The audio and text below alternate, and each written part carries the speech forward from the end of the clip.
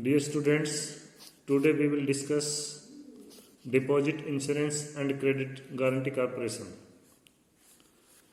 Deposit Insurance and Credit Guarantee Corporation was launched on 15 July 1978 under Deposit Insurance and Credit Guarantee Corporation Act 1961 for the purpose of providing insurance of deposits and guaranteeing of credit facilities. Deposit Insurance and Credit Guarantee Corporation insures all bank deposits such as savings, fixed, current, recurring deposits for up to the limit of rupees 1 lakh of each deposit in a bank. DICGC is one of the subsidiaries of the RBI. This corporation was derived by combining two corporations, namely Deposit Insurance Corporation and Credit Guarantee Corporation of India Limited. DICGC aims to provide insurance for deposits and to guarantee credit facilities to the customers of banks.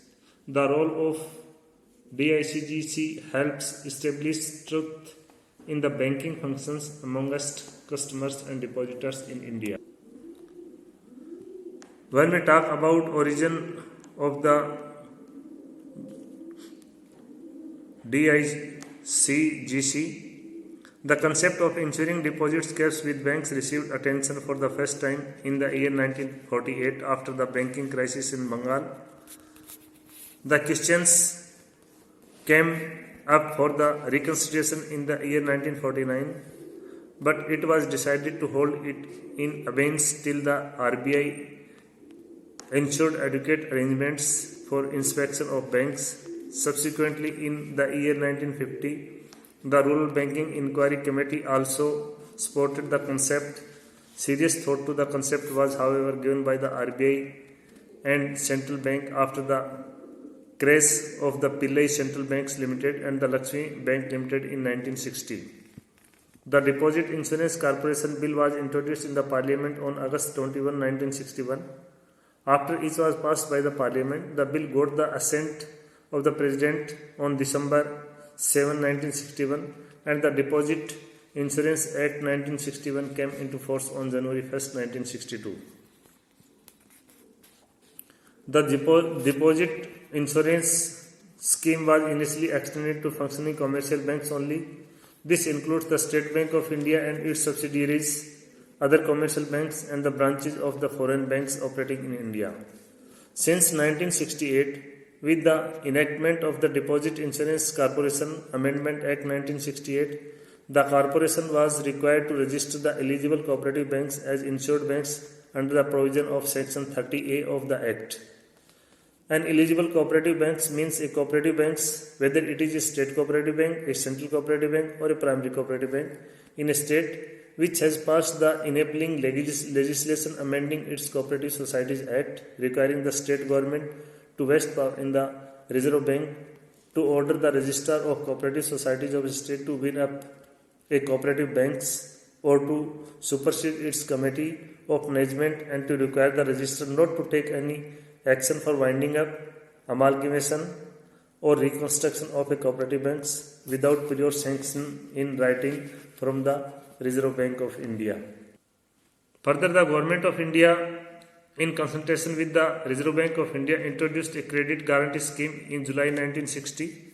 The Reserve Bank of India was entrusted with the administration of the scheme as an agent of the central government under Section 17(11)(a) of the Reserve Bank of India Act 1934 and was designated as the credit guarantee organization for guaranteeing the advances granted by banks and other credit institutions of small-scale industries.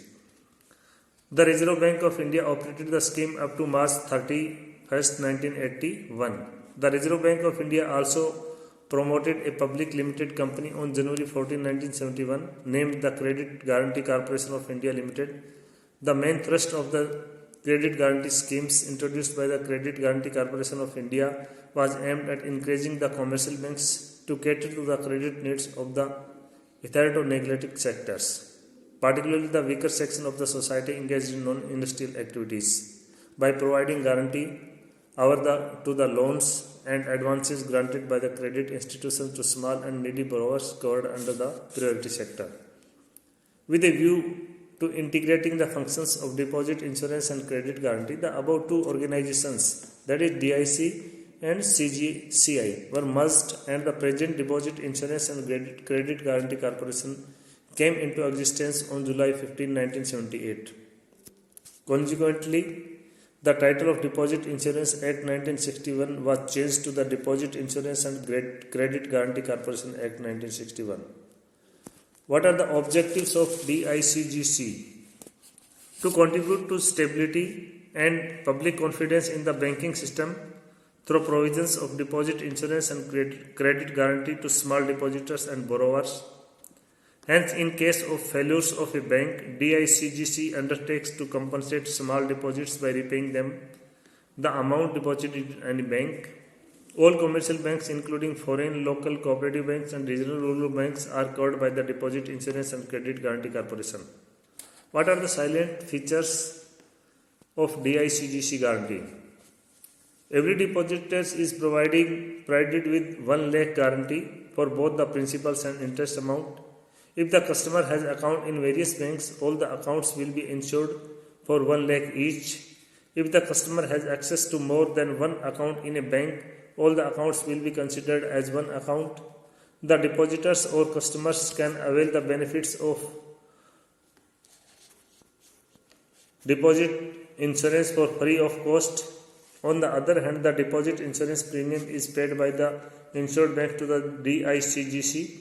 DICGC is endowed to cancel the registration of an insured bank if the bank does not pay the premium for 3 continuous half-year periods. DICGC can also restore the registration of a bank if the bank makes request for restoration after payment of all overdue premiums. And now we will talk about what types of deposits covered under DICGC. All banks' deposits are insured by DICGC.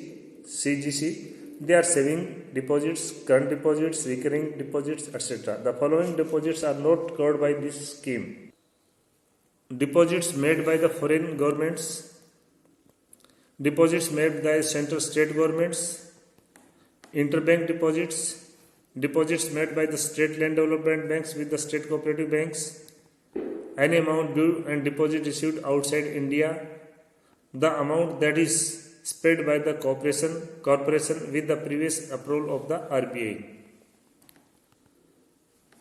Then we can talk about the maintenance of premium. It is mandatory for an insured banks to pay the premiums within the last day of May and November every year. If the payment is not made within the allocated time period, an interest of 8% must be paid along with the overdue premium. The interest is calculated for the number of default days, taking into account 1 year as 36 days. The premium amount can be paid in various manners. It can be directly credited to the Deposit Insurance Fund account that is maintained by RBI under RBI Deposit Accounts Department, Mumbai. It can be paid by cross checks, demand draft, or drawn and should be paid in Mumbai.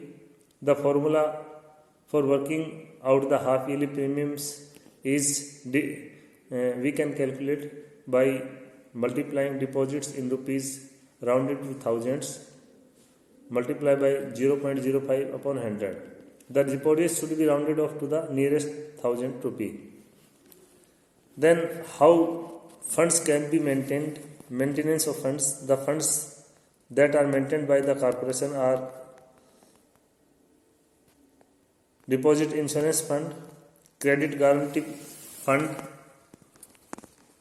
or general funds. The Deposit Insurance Fund and the Credit Guarantee Fund are funded by the insurance premium by the guarantee fee.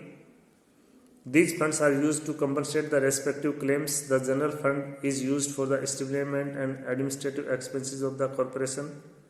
The balance amount from these three funds is funded to the central government securities.